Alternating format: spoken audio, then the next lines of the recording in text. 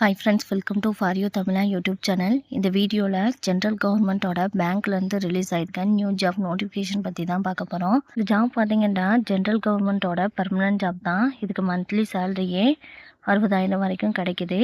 இந்த ஜாப்க்கு ஆன்லைனில் மட்டும்தான் அப்ளை பண்ண முடியும். அப்ளை பண்ணுறதுக்கு லாஸ்ட் டேட் வந்து மே 5 வரைக்கும் கொடுத்துருக்காங்க.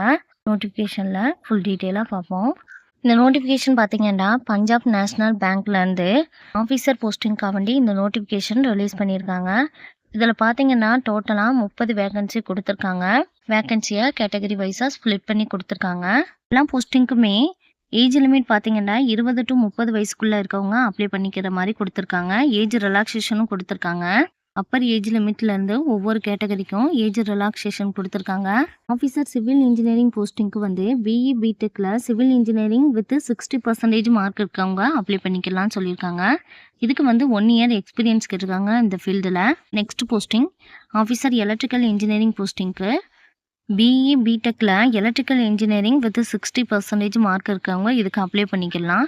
இந்த போஸ்டிங்க்கும் 1 year எக்ஸ்பீரியன்ஸ் கேட்டிருக்காங்க இந்த எலக்ட்ரிக்கல் ஃபீல்டில்.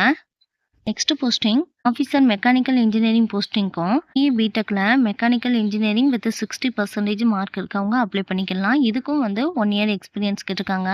செலெக்ஷன் ப்ராசஸ் பார்த்தீங்கன்னா அதாவது வரப்போகிற அப்ளிகேஷனை பொறுத்து இன்டர்வியூ மட்டும் வைப்பாங்க அல்லது ஆன்லைன் டெஸ்ட்டும் வச்சு செலக்ட் பண்ணுவாங்கன்னு சொல்லியிருக்காங்க.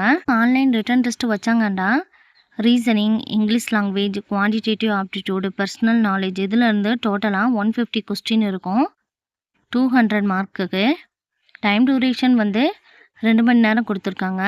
ஆன்லைன் எக்ஸாமுக்கு பார்த்தீங்கன்னா நெகட்டிவ் மார்க் இருக்குன்னு சொல்லியிருக்காங்க. ஒரு கொஸ்டின் தப்பாக எழுதியிருந்தீங்கன்னா 0.25 மார்க்கு லெஸ் பண்ணுவாங்க. பர்சனல் இன்டர்வியூ வந்து 50 மார்க்குக்கு கண்டக்ட் பண்ணுவாங்கன்னு சொல்லியிருக்காங்க. எக்ஸாமினேஷன் சென்டர் வந்து தமிழ்நாட்டில் சென்னை, கோயம்புத்தூர், திருச்சி, மதுரை, சேலம், நாகர்கோயில், கன்னியாகுமரி, விருதுநகர் இந்த டிஸ்ட்ரிக்ட்லாம் கொடுத்துருக்காங்க.